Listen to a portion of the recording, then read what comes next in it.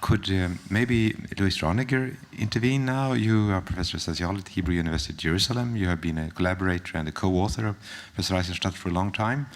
And you have worked very extensively, not least on Latin America. Please. Thank you, Bjorn.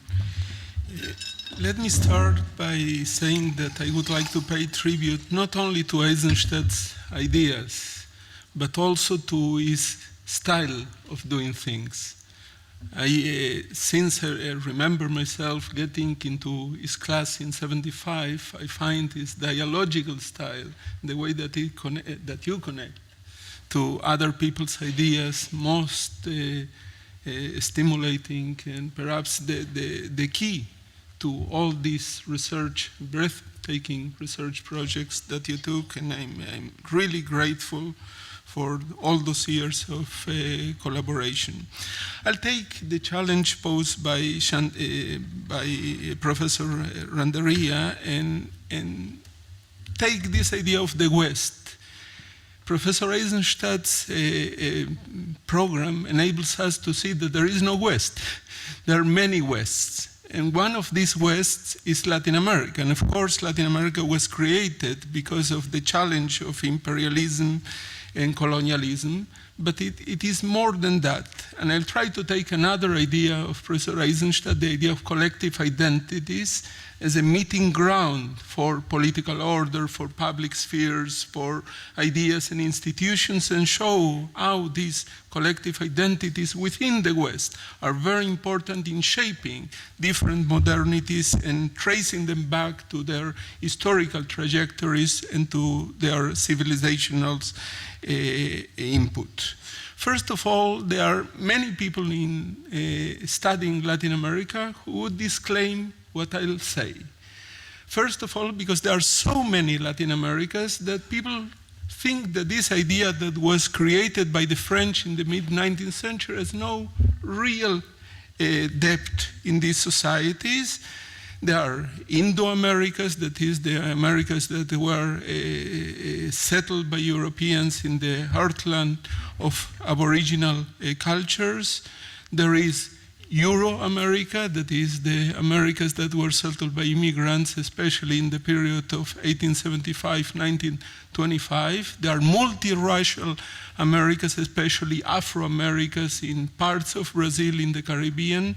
And if you take any of the countries of Latin America, it's so internally diversified that perhaps, and most people take that lead, there is no sense of talking of Latin American civilizations. On the other hand, if we take the interactions of politics in different countries of the region, we see that there is a transnational arena that is very important, impacting one another, and sometimes as a mirror image, that is, the positions taken by the left and the right in one country are mirrored inversely in a different timing in a neighboring country, which brings to mind how important it is to take a comparative look not only across civilizations, but also within civilizations or areas.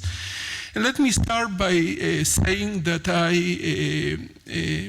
I benefited not only from having Japan as this comparative exercise, but more recently, Eisenstadt taking a look also on the Americas, both South America, Central America, and North Americas, both Canada and the US, as a laboratory for comparative research into civilization. What characterizes Latin America?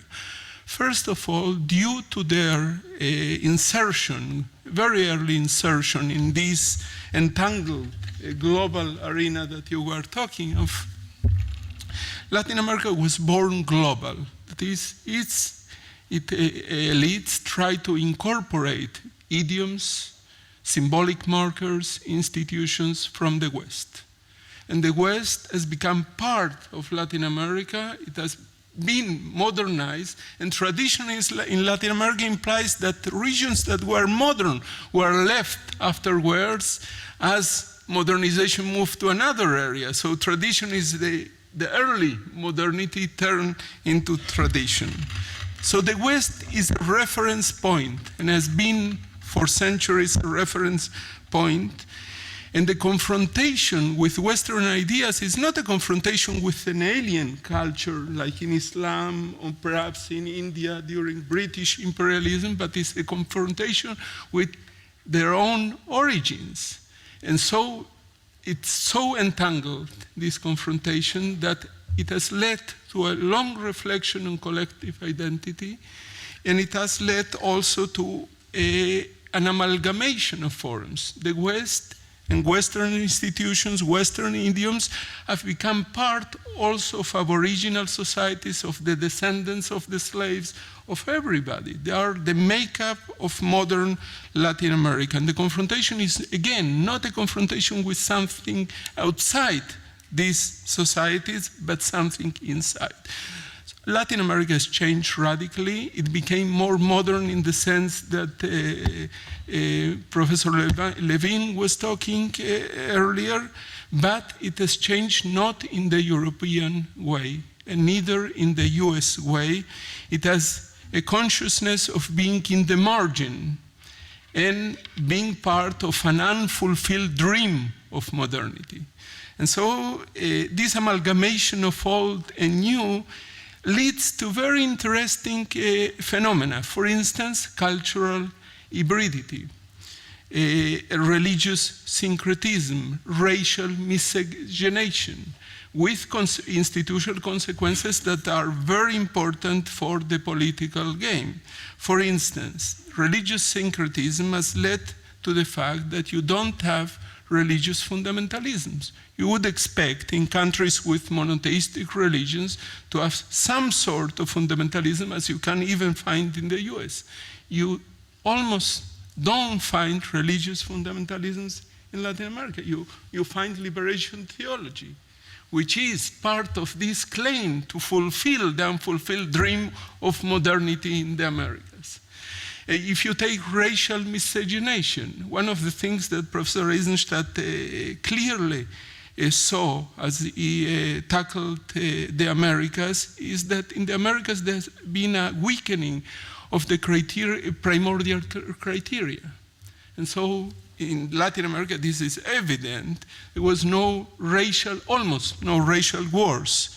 The last racial war was in Yucatan in the 19th century and earlier in the 1780s in the Andean area with Tupac Amaru, but almost no wars. Many civil wars, but of a different character. Not cultural wars on race, as in the US, no racial wars as elsewhere, no ethnocide, almost no ethnocide. Of course, you can bring I could bring examples, for instance, of civil wars degenerating into ethnic conflicts, like in Guatemala in the 80s, but these are rather exceptions. What we find is that indigenous movements, social movements, take ideas from the West and again, they incorporate them. Take, for instance, the ruthless movement of the Shining Path in Peru. It incorporated Maoist ideas, relating them to earlier pre-Incaic ideas in a very strange form, but the main tone was given by Maoism. Or take, for instance, the Zapatistas with their anti-global ideas based on human rights. So they incorporate this idiom of human rights, unfulfilled for obvious reason in the area of Chiapas and surrounding areas, and it tries to claim that this is unfulfilled.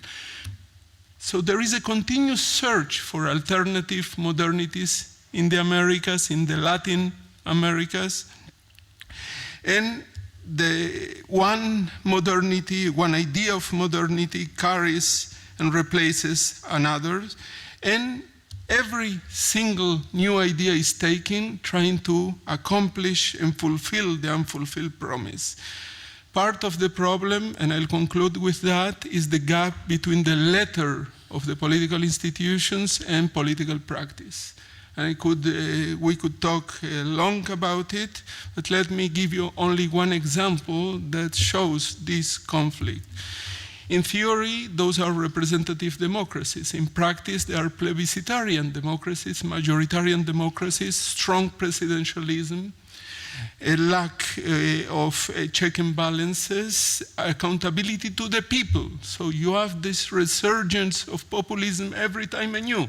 Chavez was elected in 1998, but immediately called for a referendum to change the constitution, which he got approval, and then called all elected officials, including himself, in 2000 for a new election to ratify the changes that will change the entire structure of Venezuelan politics.